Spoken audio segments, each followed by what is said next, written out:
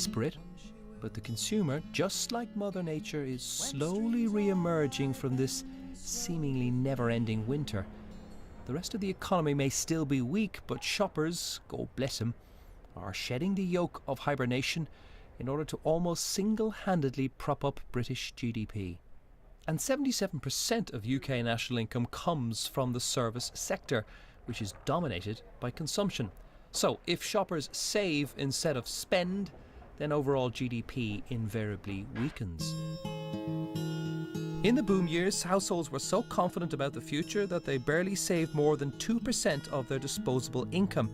Just before the crash, they didn't save anything at all. When it came, fearing that their incomes might fall, households started hoarding their money, 8% of it on average. But of late, that figure has started falling again, and that could indicate that households might be thinking that the worst is over.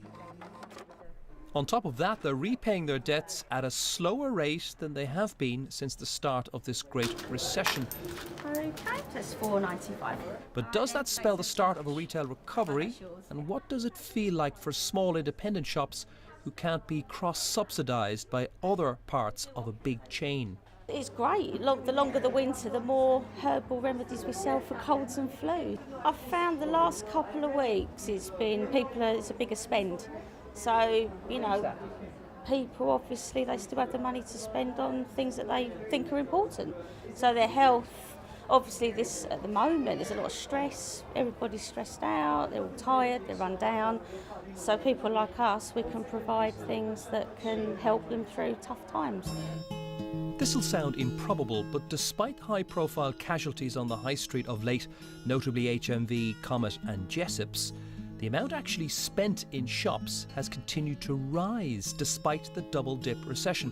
In fact, it's 12% higher today than it was 3 years ago. But as ever, the retail recovery is geographically uneven. Tills may be brimming in London, Birmingham and Manchester, but they are notably quieter in less urban areas in the UK. Wales particularly seems not to have done particularly well in our last couple of quarters worth of surveys, and Scotland as well, having had quite a good run in the early part of 2012, seems to have found, in terms of retail for independents, quite a few more problems in the last couple of quarterly surveys. We don't know what the result is going to be for the first quarter of 2012 yet.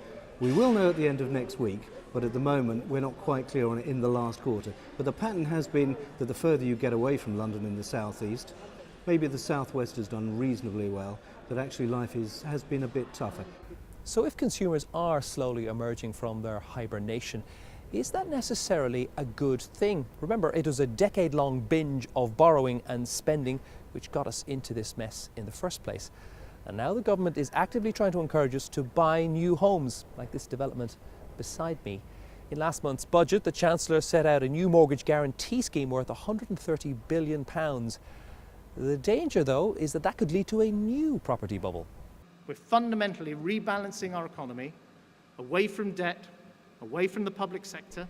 It also seems to contradict the goal of rebalancing Britain's economy away from borrowing and spending and towards manufacturing and exporting.